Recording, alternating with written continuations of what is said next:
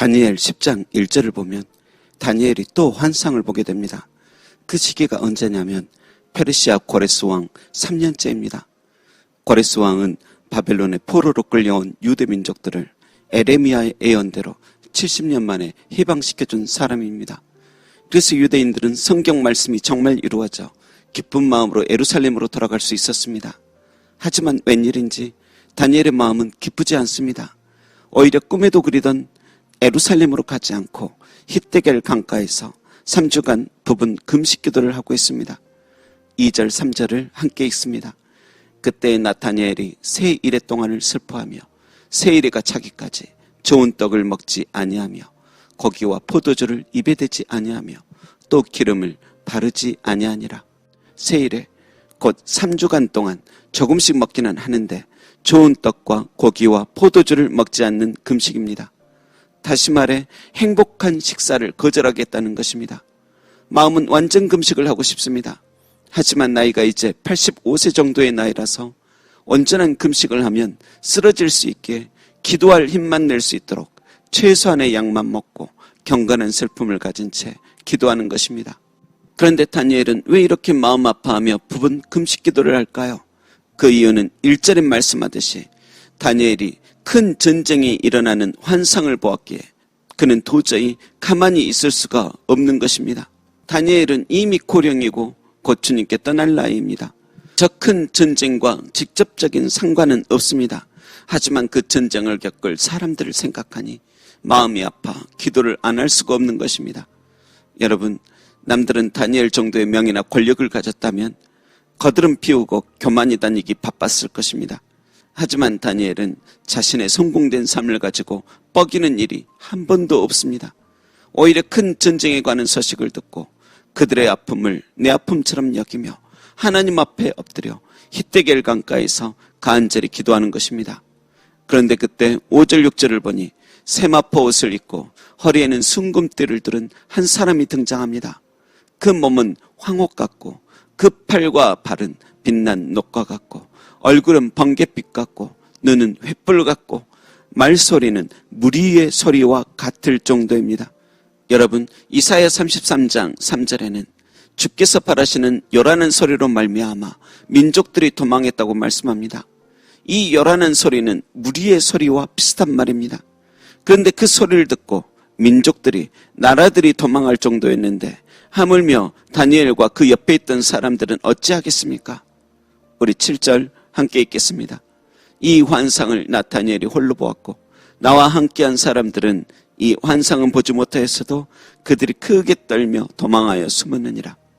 여러분, 다니엘 곁에 누군지는 확실히 알 수 없는 어떤 사람들이 있었는데 그들은 환상은 보지 못하고 무리의 소리가 갑자기 그들에게 들려 덜덜덜 두려워하며 크게 떱니다. 사도행전을 보면 바울이 다메섹 도상에서 예수님을 만날 때도 그랬습니다. 바울은 환상을 보는데 바울 곁에 있는 다른 사람들은 환상은 보지 못하고 예수님의 소리만 듣게 되는데 너무 놀라 그 자리에 얼어붙듯 꼼짝 못하는 장면이 나옵니다. 그렇듯 다니엘 근처에 있는 사람들도 환상은 못 보고 무리의 소리 같은 어떤 크고 웅장한 소리를 듣고 크게 두려워하는 것입니다. 그런데 소리만 들어도 이 정도인데 다니엘은 얼굴이 번개빛 같고 눈이 횃불 같은 분을 직접 보기까지 하니 얼마나 더 놀랐겠습니까? 그때의 느낌을 8절과 9절에 적었는데 곧 내 몸에 힘이 빠지고 내 아름다운 빛이 피어나여 썩은 듯 하였다고 말씀합니다. 또 그가 다니엘에게 어떤 음성을 들려주는데 그 소리를 들으면 들을수록 압도당해 깊이 잠들 정도가 됩니다. 한마디로 그 앞에서 자기는 이미 죽고 썩어 부패한 것 같은 느낌이 나는 것입니다. 여러분, 이 존재를 어떤 이는 예수님이라고 말하기도 합니다. 하지만 13절에 보면 가장 높은 군주 중 하나인 미가엘이 와서 나를 도와주므로 라고 적힌 것으로 보아 예수님은 아닌 것 같습니다. 왜냐하면 예수님은 미가엘이 와서 도와줄 정도로 약한 분이 아니기 때문입니다. 또 어떤 이는 가브리엘 천사라고도 합니다. 하지만 다니엘 9장을 보면 다니엘은 신속히 날아오는 가브리엘 천사를 보고도 이제 더 이상 놀라지 않는 장면이 있어서 가브리엘 천사도 아닌 것 같습니다. 분명한 것은 가브리엘이나 미가엘 같은 천사장급의 대천사, 가장 높은 군주 중 하나인 것은 맞는 것 같습니다. 그리고 그는 쓰러져 있는 다니엘에게 다가가 어루만져 깨웁니다. 또 벌벌벌 떨고 있으니까 진정시켜주고 얼어붙은 입술도 만져서 풀어주고 힘이 다 빠져버린 몸도 마사지해줍니다. 그리고 무엇보다 그가 큰 은총을 받은 사람아 두려워하지 마라, 평안해라, 강건하라, 강건하라 말씀해 주는데 그 말을 듣자마자 다니엘은 그 선포한 말대로 평안해지고 더욱 강건해져 버립니다. 10장 9절에는 그의 말을 들을수록 기절해 가는데 19절에는 그 말을 듣고 다시 회복된 것입니다. 여러분, 이것이 다니엘의 영성이요 심성입니다. 말씀에 죽고 말씀에 의해 살아나는 삶, 말씀 때문에 슬퍼하고 금식하며 말씀 때문에 감격하여 그 말씀대로 이루어달라고 기도하던 삶, 그게 다니엘의 인생이었습니다.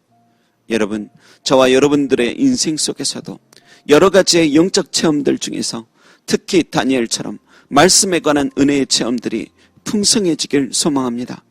개인적으로 성경을 읽을 때, 다수와 함께 예배를 드릴 때, 그리고 꿈속에서도 또 금식기도 후에도 강가를 걷던 무엇을 하던 간에 하나님의 말씀들이 온유하게 열려진 그 심령에 들려지게 되기를 소망합니다.